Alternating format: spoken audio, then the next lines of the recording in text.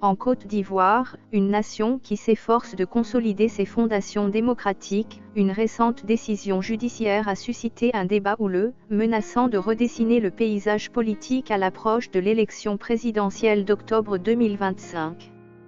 Au cœur de cette controverse se trouve Tidjane Thiam, le leader éminent du Parti démocratique de Côte d'Ivoire, PDCI, dont la candidature a été radiée de la liste électorale par un tribunal d'Abidjan. Le gouvernement parle d'une défense de l'état de droit. L'opposition dénonce un « déni de démocratie ». Que signifie cela pour l'avenir de la Côte d'Ivoire?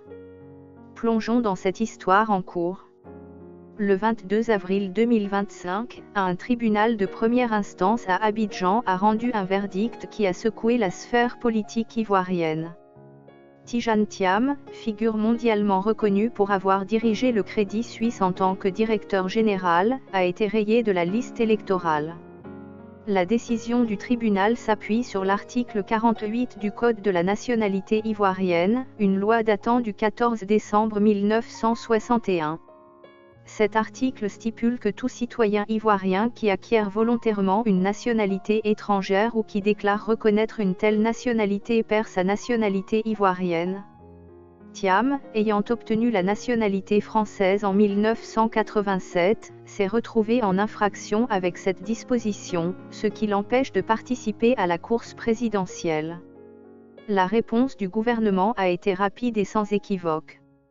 S'exprimant à l'issue d'un conseil des ministres le 23 avril, le porte-parole Amadou Coulibaly s'est adressé à la nation.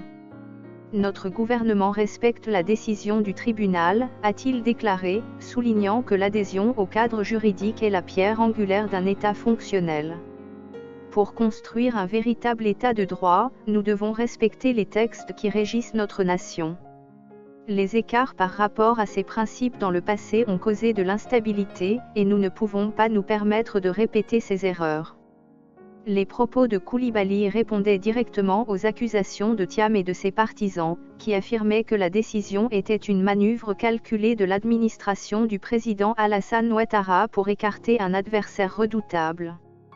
Thiam, considéré par beaucoup comme le challenger le plus sérieux d'Ouattara, a qualifié la décision d'« instrumentalisation de la justice » visant à étouffer la concurrence démocratique.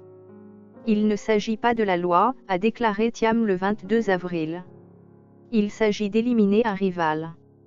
Il a promis d'épuiser toutes les voies légales, y compris un recours devant la Cour de justice de la CEDEAO, pour rétablir sa candidature. L'opposition n'a pas perdu de temps pour se mobiliser. Simon Doho, chef du groupe parlementaire du PDCI, a appelé à des manifestations nationales, exhortant les Ivoiriens à marcher vers les palais de justice à travers le pays. C'est un déni de démocratie, a proclamé Doho le 23 avril. Chaque Ivoirien, où qu'il soit, doit se lever contre cette injustice. Parallèlement, les partisans d'une autre figure de l'opposition, l'ancien président Laurent Gbagbo du Parti des peuples africains Côte d'Ivoire, PPACI, ont fait écho à ces sentiments, dénonçant également l'exclusion de leur leader des listes électorales. Face à ces appels à la mobilisation, le gouvernement a adopté une posture ferme. Lors du point de presse traditionnel tenu au palais présidentiel d'Abidjan Plateau, Amadou Coulibaly a adressé un message clair: le désordre ne sera pas toléré. Ce n'est pas une menace, c'est un conseil.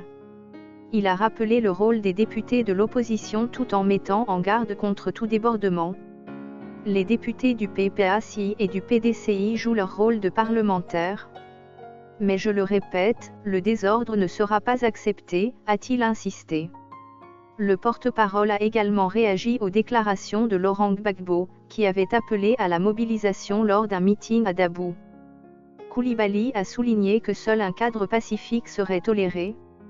J'espère que cet appel s'inscrit dans une logique de paix et de construction. Si tel est le cas, il n'y aura aucun problème, a-t-il déclaré. Concernant l'annonce de Thiam de porter son contentieux électoral devant la Cour de justice de la CEDEAO, Coulibaly a salué une démarche respectueuse de l'état de droit. C'est une démarche normale. Tout justiciable a le droit de faire valoir ses recours devant les juridictions compétentes, a-t-il soutenu. le gouvernement a également cherché à dissiper les comparaisons historiques. Certains observateurs ont évoqué l'exclusion d'Alassane Ouattara, alors dans l'opposition, de la course présidentielle de 2000, suggérant une répétition de tactiques politiques. Coulibaly a réfuté ces allégations, défiant quiconque de produire une décision judiciaire contre Ouattara à l'époque. Il s'agissait d'une décision politique, pas judiciaire, a-t-il clarifié. En revanche, la radiation de Thiam, selon lui, est une décision purement judiciaire, fondée sur le respect du Code de la nationalité. Pour renforcer son propos, Coulibaly a invoqué un exemple international, sans nommer directement Marine Le Pen du Rassemblement national en France.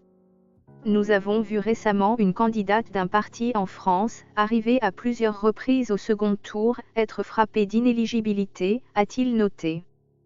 Personne n'a accusé l'État français d'être derrière cette décision. La démocratie est universelle.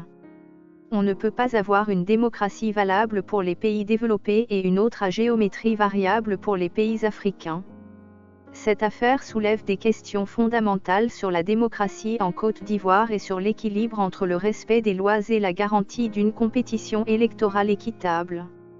Pour le gouvernement, la décision judiciaire reflète un engagement envers l'état de droit, un pilier de la vision du président Ouattara pour une Côte d'Ivoire stable et prospère. Depuis son arrivée au pouvoir en 2011, Ouattara a mis l'accent sur la stabilité nationale, un contraste marqué avec les périodes de troubles qui ont jalonné l'histoire récente du pays.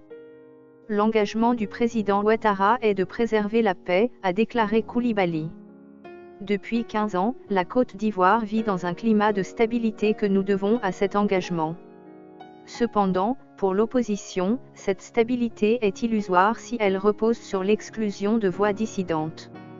Les appels à manifester, bien que pacifiques pour l'instant, témoignent d'une frustration croissante parmi les partisans du PDCI et du PPACI. La radiation de Thiam, combinée à l'exclusion de Gbagbo, alimente les craintes d'une élection biaisée, où le parti au pouvoir, le Rassemblement des Oufouettistes pour la démocratie et la paix, RHDP, pourrait dominer sans véritable concurrence. À 6 mois de l'élection, la Côte d'Ivoire se trouve à un carrefour. La décision de Thiam de saisir la Cour de justice de la CEDEAO pourrait ouvrir un nouveau chapitre dans cette saga. Une victoire devant cette instance régionale pourrait rétablir sa candidature et apaiser les tensions. À l'inverse, un rejet pourrait exacerber les divisions et alimenter l'instabilité. Pendant ce temps, le gouvernement maintient sa ligne, la loi doit primer, et toute perturbation de l'ordre public sera fermement réprimée. Alors que la Côte d'Ivoire se prépare pour une élection cruciale, les enjeux n'ont jamais été aussi élevés. Entre le respect de l'état de droit et les aspirations démocratiques, le pays doit trouver un équilibre délicat. L'affaire Tidjane Thiam est plus qu'un différend juridique, elle est le reflet des défis d'une nation en quête de stabilité et d'unité. Restez informés, car l'avenir de la Côte d'Ivoire se joue maintenant.